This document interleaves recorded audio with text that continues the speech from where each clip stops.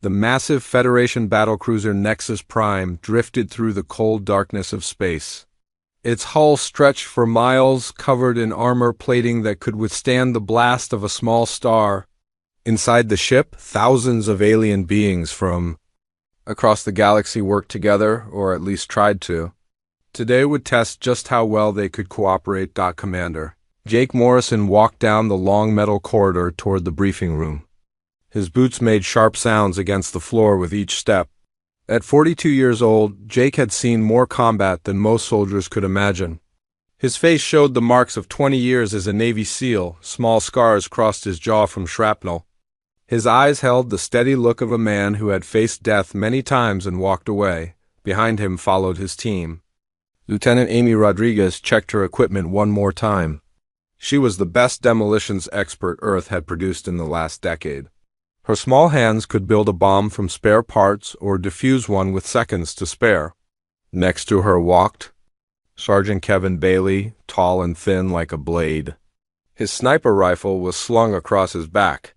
Kevin could put a bullet through a target from 2 miles away in a sandstorm. The 3 humans made their way through crowds of alien beings. Some walked on 2 legs like humans. Others crawled on multiple limbs or floated through the air using technology Jake could not understand. The aliens stared at the humans as they passed. Some looks showed curiosity. Others showed something that looked like disgust. Jake had gotten used to the stares over the past 3 years. When Earth joined the Galactic Federation, many species questioned whether humans belonged. They called humans weak, primitive, too violent for civilized space. Jake had heard it all before. What bothered him was not the insults, but the waste. Earth had fought wars for thousands of years. Humans knew combat better than any species in the galaxy. Yet the Federation treated them like children playing with toy guns. The briefing room doors slid open with a soft hiss. Jake stepped inside and felt the temperature drop. The room was huge, big enough to hold 500 beings. Rows of seats faced a central platform where holographic displays showed star maps and battle plans. Already, dozens of alien species filled the seats. Their conversations created a buzz of strange sounds, clicks, and electronic signals. Admiral Patricia Cross stood near the front of the room.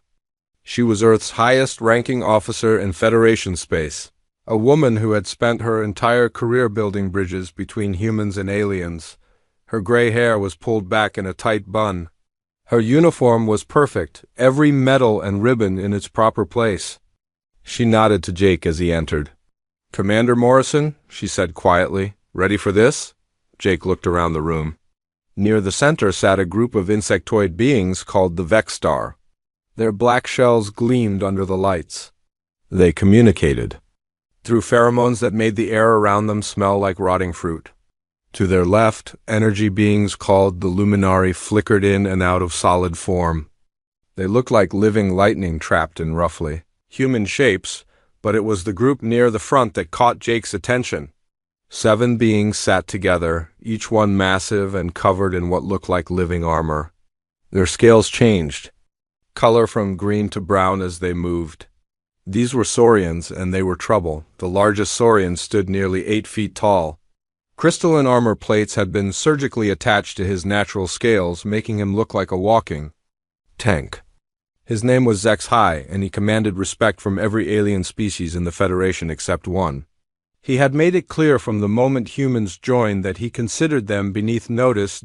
Admiral Cross called the room to order. The various alien conversations died away as she began to speak. Today marks the beginning of the first joint training exercise between Federation forces and Earth's military units, she announced. Her voice carried clearly through the room's speakers, translated instantly into hundreds of languages and communication methods. The purpose of this exercise is to evaluate how different species can work together in combat situations. Each group will demonstrate their capabilities and then participate in combined operations. Zexhai stood up from his seat. When he spoke, his voice sounded like rocks grinding together. "Admiral Cross, with respect, why are we wasting time with this exercise? The humans have been part of the Federation for only 3 years. They have no advanced technology. Their bodies are weak. They cannot even breathe in most environments without artificial assistance. Several alien species made sounds that Jake recognized as agreement. His jaw tightened, but he remained silent. Admiral Cross had warned him that this might happen. Commander HFY, Admiral Cross replied carefully, Earth's military forces have extensive combat experience. They have been fighting wars for thousands of years. Fighting each other with primitive weapons, HFY said with what sounded like laughter. We have conquered entire star systems. We have brought peace to dozens of worlds through superior strength and tactics. What can these mammals possibly teach us? Jake felt Amy tense beside him. Kevin's hand moved slightly toward his sidearm before stopping. They were waiting for his signal, ready to respond to any threat. But Jake had learned patience through years of dangerous missions. He knew when to act and when to wait. The briefing continued with detailed presentations from each species. The Vexstar showed recordings of their hive mind tactics, where thousands of soldiers moved as one organism. The Luminari demonstrated their ability to phase through solid matter, appearing and disappearing like ghosts. And the Cyborg Collective displayed their mechanical enhancements. Bot is more machine than organic tissue. Each presentation drew applause and respectful comments from the other species. When Admiral Cross called for Earth's demonstration, the room fell silent. Jake stood and walked to the central platform. The holographic display showed Earth's military history, battles fought across continents and in space around the solar system. Images flashed by showing human soldiers in every environment, from burning deserts to frozen mountains to the vacuum of space. Earth's military doctrine is based on adaptability, Jake began. His voice was steady, confident. Human soldiers learn to fight in any environment, against any enemy, with whatever weapons are available. We do not rely on superior technology or natural armor. We rely on training, teamwork, and the refusal to surrender. More images appeared. Humans fighting in close combat with knives and bare hands. Snipers taking impossible shots across vast distances. Small teams of soldiers defeating much larger forces through clever tactics and determination. HFY made a sound like snorting. Impressive propaganda, he said loudly enough for everyone to hear. But propaganda does not win real battles. When faced with truly superior forces, these humans would break and run like all weak creatures. The room buzzed with conversation. Some aliens seemed to agree with HFY. Others appeared more thoughtful, studying the images of human warfare with new interest. Admiral Cross stepped forward. The purpose of tomorrow's exercise will be to test these theories in controlled combat simulations. Each species will face challenges designed to test their strengths and expose their weaknesses. As the briefing ended, Jake gathered his team and prepared to leave. They had taken only a few steps toward the door when HFY's voice boomed across the room. Commander Morrison, the alien called out. I look forward to seeing how your weak species performs when faced with real warriors. Perhaps this exercise will finally prove to the Federation that humans do not belong among civilized species. Jake stopped walking. He turned slowly to look at the massive alien warrior.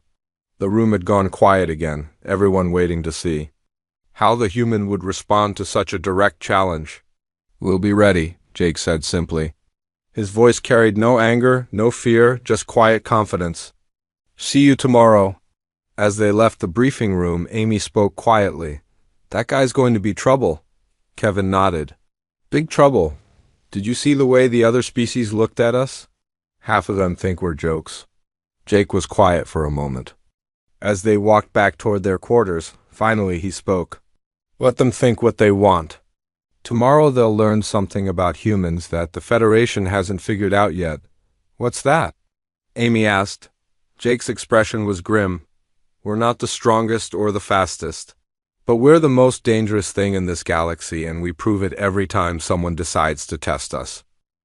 The combat simulation chamber was bigger than 3 football fields put together. Its walls stretched up so high that Jake could barely see the ceiling in the dim light. The floor was covered with a strange material that could change shape and texture. based on whatever training scenario was running. Right now it looked like rough concrete, but Jake knew it could become anything from sand to ice to metal grating in seconds. Hundreds of alien beings filled the observation decks that ringed the chamber. They had come to watch the joint training exercise, curious to see how the different species would perform. Jake could feel their eyes on him as he checked his equipment one final time. His assault rifle was loaded with simulation rounds that would register hits without causing real damage. His combat knife hung at his side, along with grenades that would produce light and sound instead of explosions.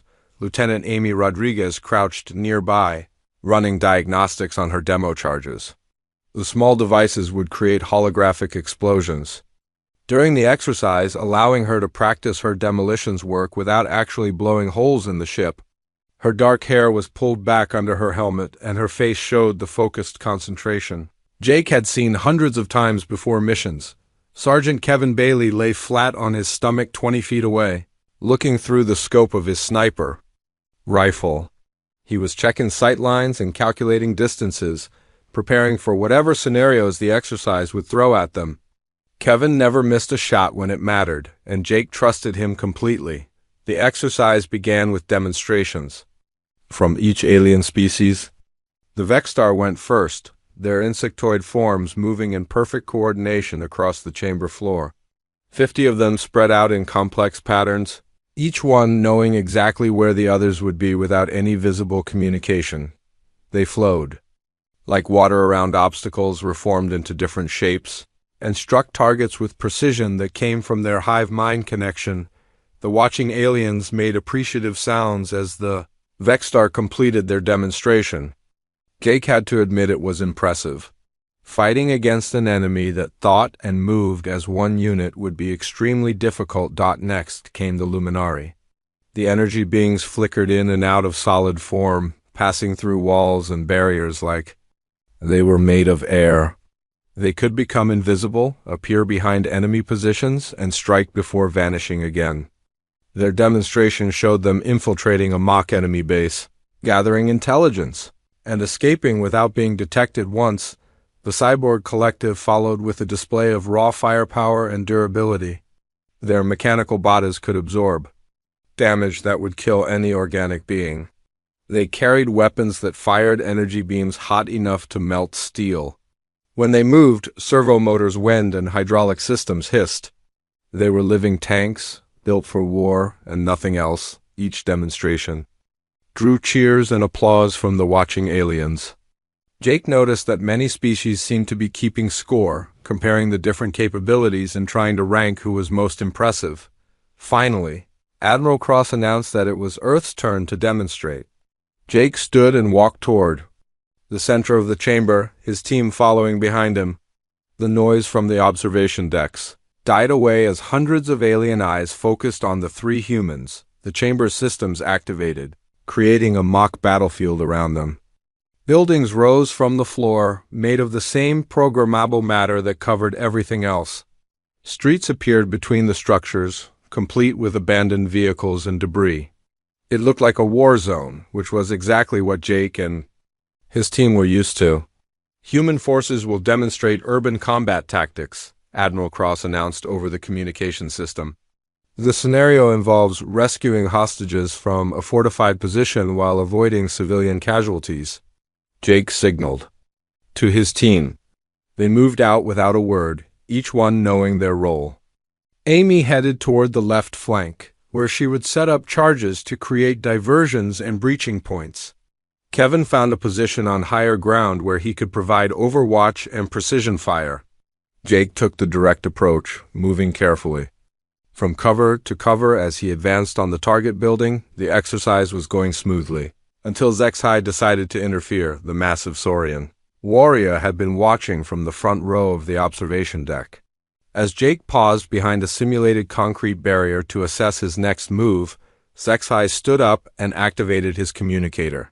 "Stop this pathetic display," his voice boomed through the chamber's speakers. "This is not a demonstration of military capability. This is three mammals playing war games." Jake froze. He could hear murmurs from the watching aliens as they discussed Zexhi's interruption. Admiral Cross's voice came over the communications channel, telling Zexhi to remain silent. During the demonstration, but the damage was already done, Zexhi was not finished. He activated his personal transport system, a device that allowed him to move from the observation deck to the chamber floor in seconds. The platform materialized next to Jake's position with a soft hum. "You call this combat?" Zexhi asked as he stepped off the transport. Up close, he was even more intimidating than Jake had realized. The crystalline armor plates grafted to his scales caught the light and threw it back in sharp flashes. His golden eyes held no warmth, only contempt. Jake straightened, but remained calm. "This is a training exercise. We're following the established protocols." "Protocols," Zexhi repeated, his forked tongue flicking out to taste the air. "Your species loves its rules and procedures. But war is not about following protocols. War is about strength, dominance, and the will to crush your enemies completely." The chamber had gone completely silent. Even the background hum of the ship's system seemed muted. Jake could see Amy and Kevin watching from their positions, waiting for his signal. He could also see Admiral Cross leaning forward in the command booth, her face tight with concern. "In real combat," Zexhi continued, "you would already be dead. Your weak body cannot withstand the forces that true warriors face. Your primitive weapons would be useless against superior technology. Your small brain cannot process the complex strategies needed for modern warfare." Jake felt anger building in his chest, but he kept it under control. Losing his temper now would prove Zexhi's point about human weakness. Instead, he took a step back and prepared to return to his team's demonstration. That was when Zexhi made his fatal mistake. The alien warrior moved faster than Jake expected, his massive hand sweeping around in a backhand slap that caught Jake across the left cheek. The impact was tremendous, powered by muscles that had evolved on a high-gravity world. Jake's head snapped to the side, and he staggered backward 3 steps before catching his balance. The sound of the slap echoed through the chamber like a gunshot. Blood trickled down Jake's face from where Zexhi's claws had broken the skin. For a moment, everything was perfectly still. Then Jake slowly turned back to face the alien warrior. His left cheek was already beginning to swell, and red marks showed where the claws had raked across his skin. But his eyes were steady, calm, and completely focused. "Know your place, mammal," Zexhi hissed, his voice filled with satisfaction. "Your species exists in this federation only because we allow it. You are nothing but primitive animals pretending to be soldiers. In the old days, my kind would have enslaved your entire world." The watching aliens began to stir. Some seemed shocked by Zexhi's behavior. Others appeared to approve, making sounds of agreement. Jake could hear Amy curse under her breath over the communications channel. Kevin's voice was tight with controlled rage as he asked for permission to take action. Jake raised his hand slightly, a signal for his team to hold their positions. His voice when he spoke was barely above a whisper, but somehow it carried clearly through the silent chamber. That was a big mistake. Zexhi laughed, a sound like grinding stone. "Mistake? What are you going to do about it, human? Call for help? Run crying to your admiral? File a complaint with Federation Command?" Jake took one measured step forward. The movement was smooth, controlled, like a predator preparing to strike. "I'm going to teach you something about humans that you should have learned before you decided to touch one of us." "And what is that?" Zexhi asked, his golden eyes gleaming with amusement. Jake's expression was perfectly calm, but there was something in his eyes that made several aliens in the observation deck lean forward nervously. "We're not weak because we're small. We're not primitive because our technology is simple. And we're definitely not harmless because we follow rules." Zexhi's amusement began to fade as he noticed the change in Jake's posture. The human was no longer standing like a soldier at attention. He was balanced on the balls of his feet, his weight distributed evenly, his hands loose at his sides. It was the stance of someone who had spent years learning how to hurt people very efficiently. "You want to know what makes humans dangerous?" Jake continued, his voice still quiet but carrying a chill that made the chamber's air conditioning seem warm. It's not our strength or our speed or our technology. It's the fact that we've been fighting wars against enemies just like us for 10,000 years. We know every trick, every weakness, every way to kill something that thinks exactly like we do. The massive alien warrior suddenly looked less confident. He had expected the human to back down. Zexai moved like a mountain falling. His 8-foot frame lunged forward with deadly intent, crystalline armor plates catching the light as his massive claws reached for Jake's throat. The alien warrior had crushed dozens of enemies with those same claws, and he expected this human to be just another easy victim. He was about to learn why that expectation was wrong. Jake Morrison had been in situations like this before. Not exactly like this, but close enough. He had faced enemies who were bigger, stronger, and better armed than himself more times than he could count. The key was not to fight their strength with strength, but to use their power against them. Time seemed to slow as Zexai's attack began. Jake could see every detail with crystal clarity. The way the alien's weight shifted forward onto his left foot. The slight hesitation as Zexai adjusted his aim. The overconfidence in those golden eyes that said this would be easy. Jake's body moved without conscious thought, muscle memory taking over. 20 years of training kicked in all at once. Every hand-to-hand combat instructor he had ever worked with, every sparring partner who had taught him something new, every real fight where his life had depended on being faster and smarter than his opponent. As Zexai's claws swept toward his neck, Jake dropped low and stepped to his right. The massive alien's momentum carried him forward, his attack missing Jake by inches. But Jake was not trying to avoid the fight. He was positioning himself for what came next. Jake's right hand shot upward in a perfect palm strike. His target was the one spot on Zexai's body that the alien's natural armor did not protect.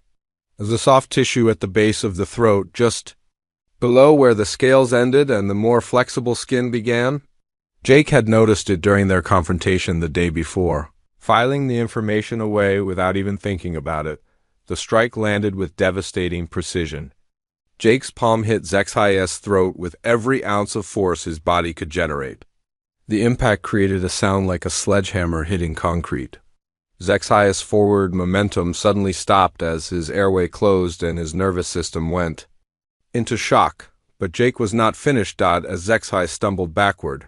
Gasping for air, Jake's left hand grabbed the alien's weapon harness. The thick straps that held Zexai's equipment in place became Jake's leverage point. He pulled hard, using the alien's own weight and confused movements to throw him further off balance. Zexai tried to recover, his combat training telling him to regain his footing and counterattack. But Jake had already moved to his next position. The human warrior stepped in close, inside the reach of those deadly claws. Where Zexai's size became a disadvantage instead of an asset, Jake's knee drove upward with the force of a pile driver. The target was Zexai's solar plexus, the nerve center just below the chest where even an armored alien would be vulnerable. The knee strike landed perfectly, lifting the 8-foot warrior off his feet and driving the air from his lungs.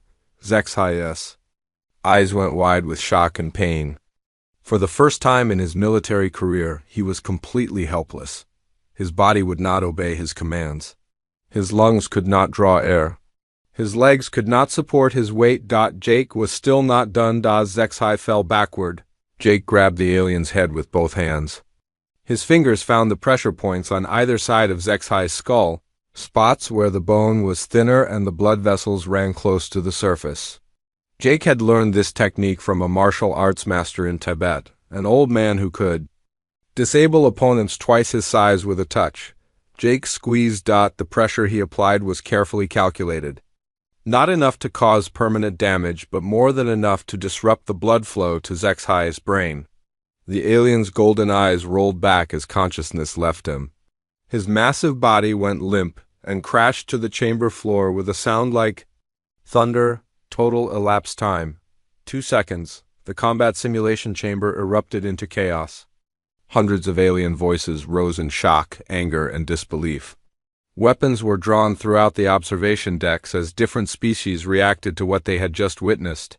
Some demanded Jake's immediate arrest. Others called for medical assistance. For Zexhai, a few simply stared in stunned silence. Amy Rodriguez was the first to move. She sprinted across the chamber floor, her assault rifle ready, positioning herself to cover Jake's left flank. Kevin Bailey's sniper rifle tracked across the observation decks, looking for immediate threats. The three humans formed a tight defensive triangle around Zexhai's unconscious form. Admiral Cross's voice boomed over the communication system. "All personnel stand down immediately. Lower your weapons and return to your assigned positions." But the damage was already done.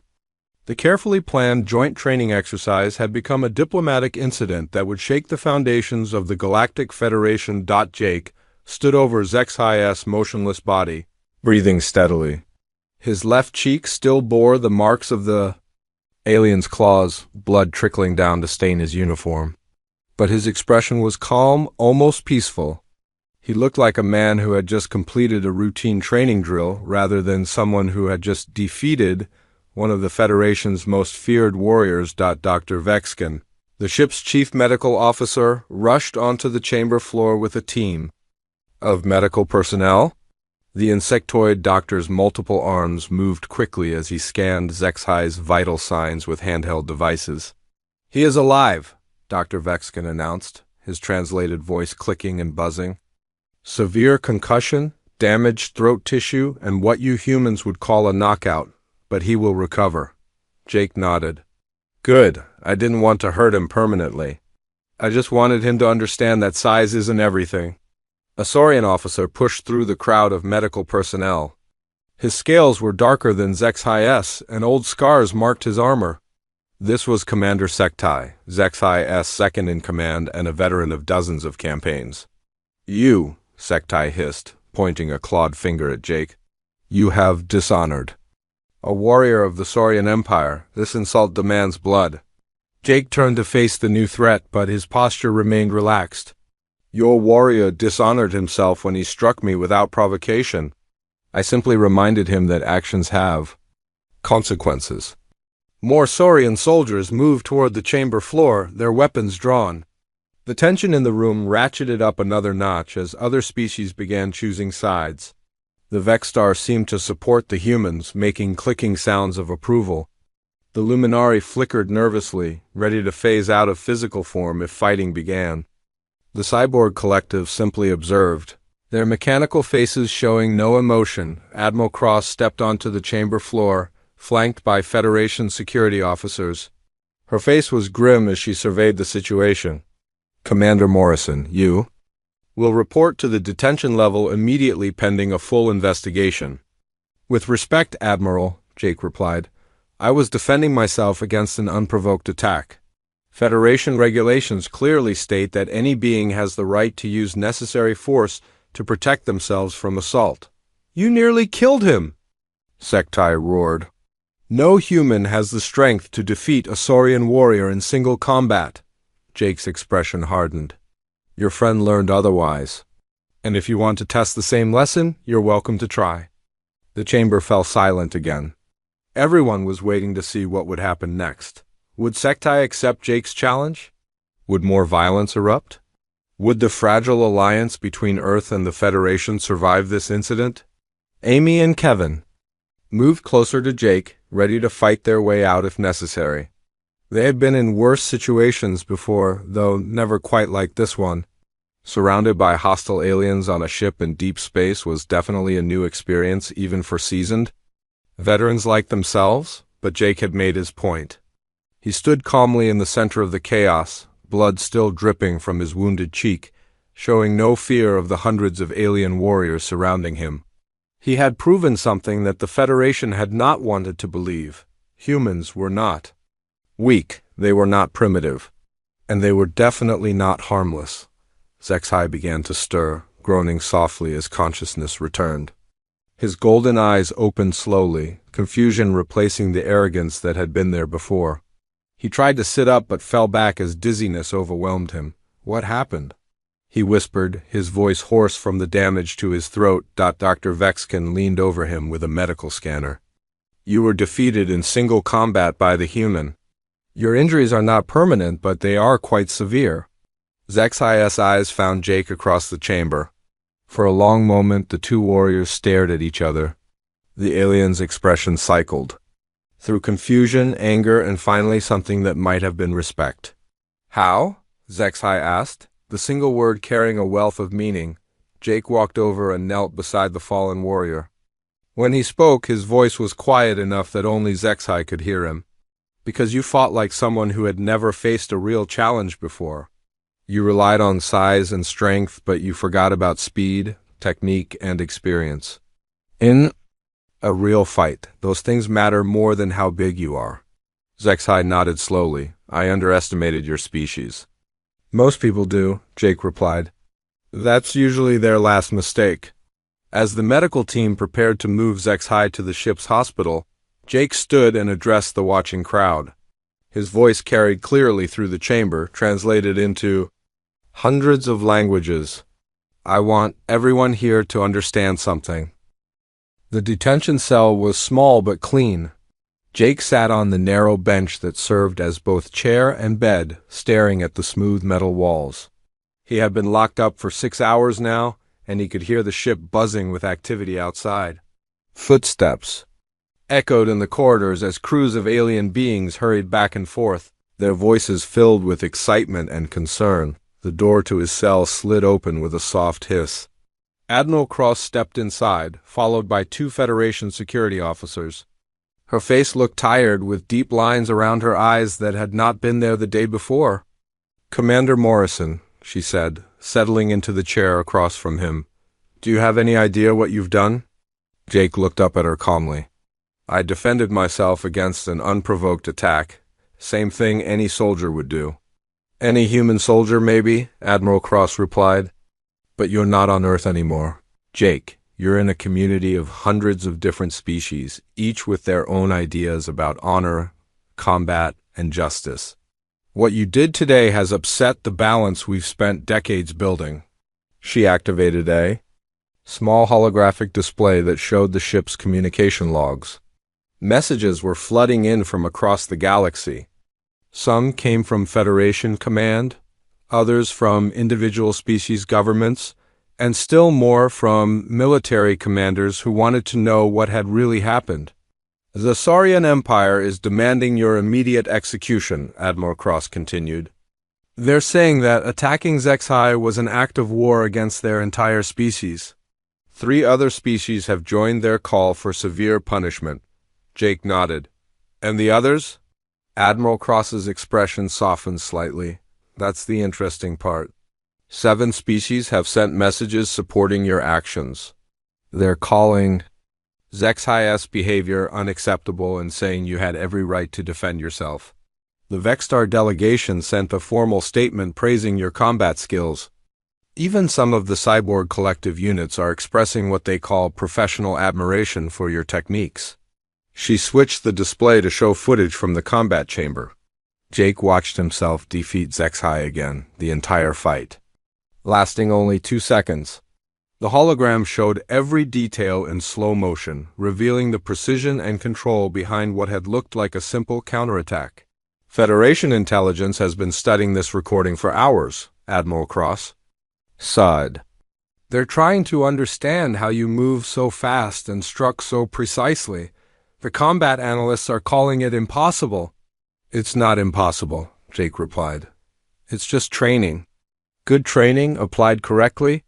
That's exactly what has them worried, Admiral Cross said. If one human can defeat one of the Federation's most feared warriors so easily, what does that say about the rest of your species? The door opened again, and Dr. Helen Martinez entered the cell.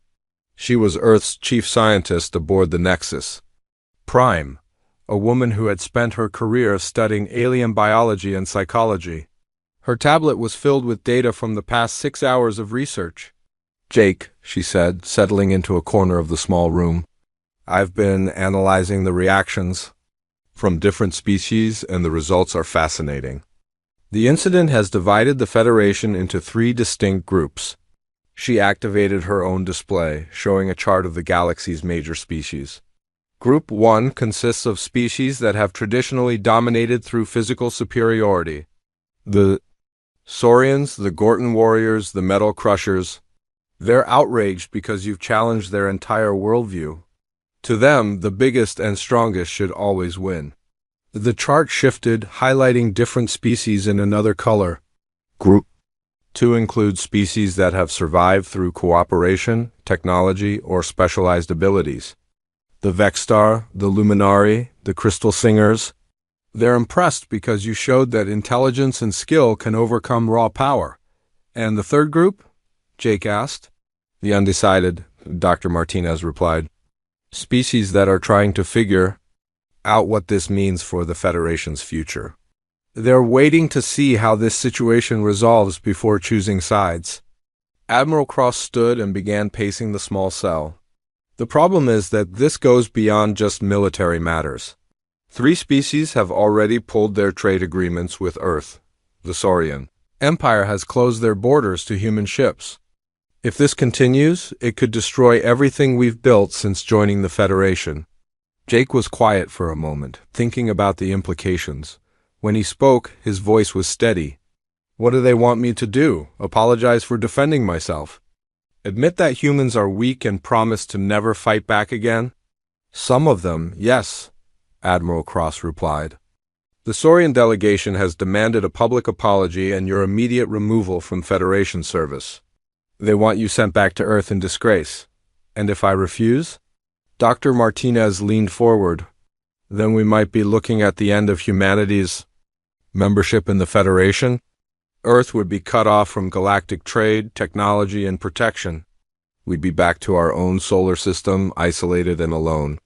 The cell fell silent as the 3 humans considered the situation. Jake had always known that his actions could have consequences, but he had never imagined that a single fight could threaten Earth's entire future among the stars. The door opened one more time, and a figure that Jake did not expect stepped inside. It was Commander Sektai, the Saurian officer who had demanded blood after Zexi's defeat. But now he was alone, without weapons or guards, and his expression was thoughtful rather than angry. Commander Morrison, Sektai said formally, I request permission to speak with you privately. Admiral Cross and Dr. Martinez exchanged glances. Commander, I'm not sure that's appropriate given the current situation. Please, Sektai said. What I have to say may change everything. After a moment's hesitation, Admiral Cross nodded. 5 minutes. We'll be right outside. When the door closed behind them, Sektai sat down across from Jake. Up close, the alien warrior looked older than Jake had first thought. Scars covered his scales, and his armor showed the wear of many battles. I have been a soldier for 47 years, Sektai began. I have fought in 17 major campaigns and countless smaller battles. I have seen warriors from dozens of species, and I thought I understood combat. He paused, his golden eyes studying Jake's face. But I have never seen anything like what you did to Zexi. That was not luck or accident. That was skill of the highest order, Jake nodded but said nothing. I have watched the recording many times, Sektai continued. I have studied every movement, every technique you used, and I have reached a conclusion that troubles me greatly. What conclusion? That my species has been living a lie, Sektai said quietly. We have conquered worlds through size and strength, yes, but we have never faced enemies who could match our intelligence while exceeding our skill. We have never fought anyone like humans, the alien warrior leaned forward. Tell me honestly, Commander Morrison, how many of your species could do what? You did today? Jake considered the question carefully. Any Navy SEAL could have handled that situation. Most Marines, probably half the soldiers in any Army unit. What I did wasn't special by human standards. It was just basic combat training. Sektai made a sound that might have been laughter, but there was no humor in it. Basic training. You defeated one of our greatest warriors with basic training. I defeated him because he underestimated me, Jake replied. He thought his size and strength were enough. He didn't expect me to be faster, more precise, or better trained. And how many humans have this training? Jake shrugged. Millions, Earth has been at war for most of its history. We've had to develop efficient ways to fight, or we would have destroyed ourselves long ago. Sektai stood and walked to the cells. Small window, looking out at the stars. I came here to demand satisfaction for the insult to my commander. But now I find myself with a different question. What question? How do we prevent humanity from conquering the galaxy? Jake laughed, the sound surprising in the tense atmosphere. Commander, we don't want to conquer anybody. We just want to be left alone to live our lives and explore the universe. But we also won't be pushed around or treated like second-class citizens, even if it means war? Especially if it means war, Jake said seriously. Because that's the one thing humans are better at than anyone else in the galaxy. We've had 10,000 years of practice. Sektai turned back to face him. I believe you. And that terrifies me. The alien warrior moved toward the door, then paused. Commander Morrison, I am going to make a recommendation to the Saurian High Command. I am going to suggest that we withdraw our demands for punishment and instead open negotiations for a formal alliance with Earth. Why? Because after 47 years as a soldier, I have learned to recognize when I am facing a superior enemy, and I would rather have humans as allies than as opponents. As Sektai left the cell, Jake sat back and considered what had just happened. In the span of 2 seconds, he had not only defeated a powerful enemy, but had potentially changed the entire relationship between humanity and the galaxy. The door opened again, and Admiral Cross returned with Dr. Martinez. Their faces showed surprise and hope. Jake, Admiral Cross said, we just received a message from the Saurian High Command. They're withdrawing their demands for your execution and requesting immediate diplomatic talks with Earth. How did you manage that? Dr. Martinez asked. Jake smiled. I told them the truth. 6 months had passed since the incident in the combat simulation chamber. The Federation warship Liberty drifted through space near the outer rim of the galaxy, its hull gleaming with fresh armor plating. Unlike the massive battle cruisers that usually carried Federation forces, the Liberty was built for speed and precision rather than overwhelming firepower. Commander Jake Morrison stood on the bridge, watching the stars wheel slowly past the main view screen. His uniform was different now, bearing the insignia of Federation Special Operations Command. The promotion had come with the new job, along with responsibilities he had never imagined when he first joined the Navy. Sir, Lieutenant Amy Rodriguez called from her station. We're receiving a transmission from Federation Command. They're confirming our mission parameters for the Kepler-7 operation. Jake nodded and moved to the communication console.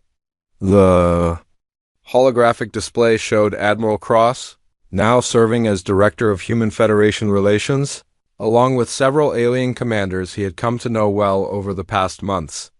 Commander Morrison, Admiral Cross began, the situation on Kepler-7 has deteriorated faster than we anticipated.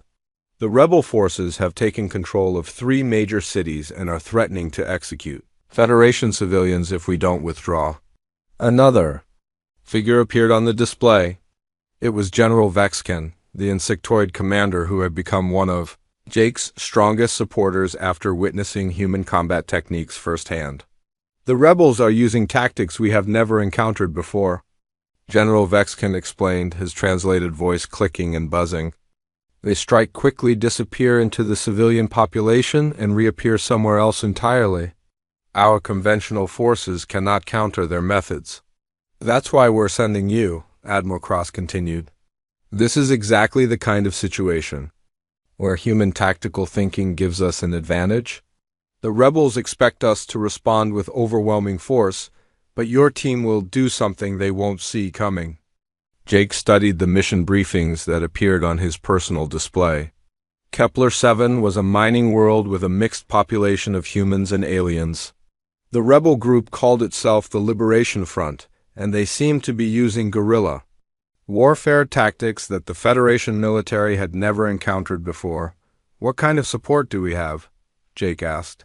The best the Federation can provide, Admiral Cross replied. Your team includes specialists from 7 different species. all trained in the new integrated combat methods you've developed. Jake looked around the bridge at his mixed crew. Amy Rodriguez had been promoted to major and now served as his second-in-command. Kevin Bailey, now a lieutenant colonel, ran the sniper training program that had become legendary throughout Federation space. But they were no longer the only humans on the ship. Standing near the tactical display was Zexhai, the Saurian warrior who had become an unlikely ally. The alien's armor had been modified with human-designed equipment, and he wore the insignia of the Federation Special Operations Corps. His recovery from their fight had been complete, but the experience had changed him in ways that went far beyond physical healing. "Commander Morrison," Zexhai said, his voice much more respectful than it had been 6 months ago. "My warriors are ready. We have studied the human combat manuals extensively, and we believe we understand the principles you have taught us." Next to him stood Captain Linder, a luminary energy being who had learned to coordinate her phasing abilities with human tactical planning. Her translucent form flickered slightly as she spoke. "The reconnaissance data shows that the rebels have fortified positions throughout the cities," she reported. "But they have not considered the possibility of attacks from multiple dimensions simultaneously." Jake nodded approvingly. The integration of human tactics with alien abilities had produced results that exceeded everyone's expectations. What had started as a simple training exercise had evolved into an entirely new form of warfare. "Remember," Jake addressed his team, "we're not going to Kepler-7 to show off or prove how tough we are. We're going there to save lives and restore peace. The rebels are using fear and violence to control the population. Our job is to show them that there's a better way." The Liberty dropped out of hyperspace near Kepler-7, its arrival timed to coincide with the planet's night cycle. Jake's team moved quickly to their assault shuttles, each craft carrying a mixed crew of humans and aliens working together with practiced efficiency. The first phase of the operation went exactly as planned. Kevin Bailey's sniper teams, now including Saurian warriors with enhanced targeting systems, took out the rebel communication centers with precision strikes. Linder's luminary units phased through the rebels' defenses to gather intelligence and disable their heavy weapons, but it was the second phase that truly demonstrated how much the Federation had changed. Instead of storming the rebel positions with overwhelming force, Jake's teams did something unexpected. They surrounded the enemy strongholds and began broadcasting messages to the civilian populations trapped inside. "This is Commander Morrison of the Federation Special Operations Corps." Jake's voice echoed through the streets of the occupied cities. "We know you're scared, and we know you've been told that the Federation doesn't care about your lives. But we're here to prove that's wrong." The rebels responded with threats and ultimatums, demanding that the Federation forces withdraw or face the consequences. But Jake had learned something important about dealing with bullies over the past 6 months. "We're not here to fight you," he broadcast back. "We're here to give you a choice. You can surrender peacefully and face trial for your crimes, or you can continue this path and face the consequences of your actions. But either way, you will not harm any more innocent people." The standoff lasted for 3 hours. During that time, Jake's teams demonstrated their capabilities in ways that left no doubt about the outcome. Saurian warriors disabled the rebels' vehicles with surgical precision. Vexstar units swarmed through the rebels' defensive positions, mapping every weakness and escape route. Luminary scouts gathered intelligence on every rebel position, while remaining completely invisible, but it was the humans who provided the element that broke the rebels' will to fight. Amy Rodriguez led a team of combat engineers, who began constructing siege equipment in full view of the rebel positions. Not modern energy weapons or high-tech devices, but simple, effective tools that had been used in human warfare for thousands of years. Catapults, siege towers, and battering rams built from local materials. "What are they doing?"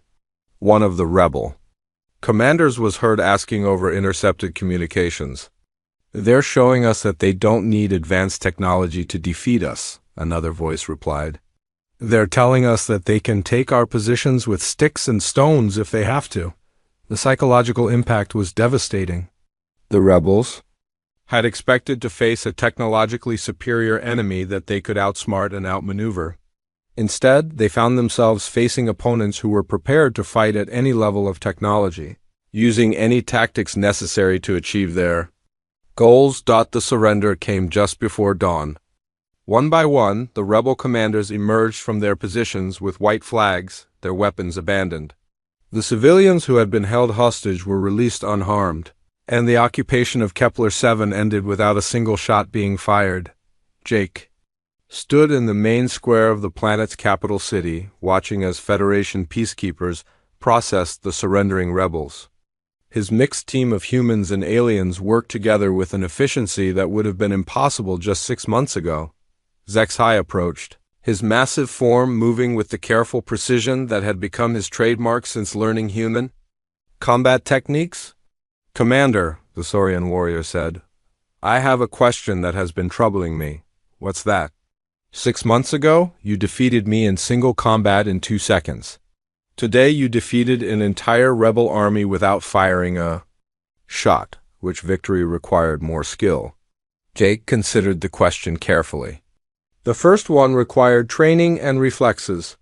The second one required understanding and patience. Both are important, but only one of them builds a better future. And which one is that? The one that ends with former enemies becoming allies. Jake replied, looking at the mixed crew of humans and aliens working together around them. As the Liberty prepared to depart Kepler-7, Jake received a message from Federation Command. The success of the operation had convinced the remaining holdout species to accept the new integrated military structure. Humanity's role as tactical advisors and trainers was now officially recognized throughout the galaxy, but for Jake, the real victory was simpler. He watched as Zexai worked alongside Amy Rodriguez to coordinate the final evacuation procedures. He saw Kevin Bailey teaching a group of young Luminari recruits the fundamentals of precision shooting. He observed dozens of species working together, learning from each other, becoming stronger as a unit than any of them could be alone. The incident that had started with a slap and ended with a 2-second fight had grown into something much larger. It had become proof that differences in strength, size, and technology mattered less than the willingness to learn, adapt, and work together. As the Liberty jumped back into hyperspace, heading toward their next mission, Jake allowed himself a moment of satisfaction.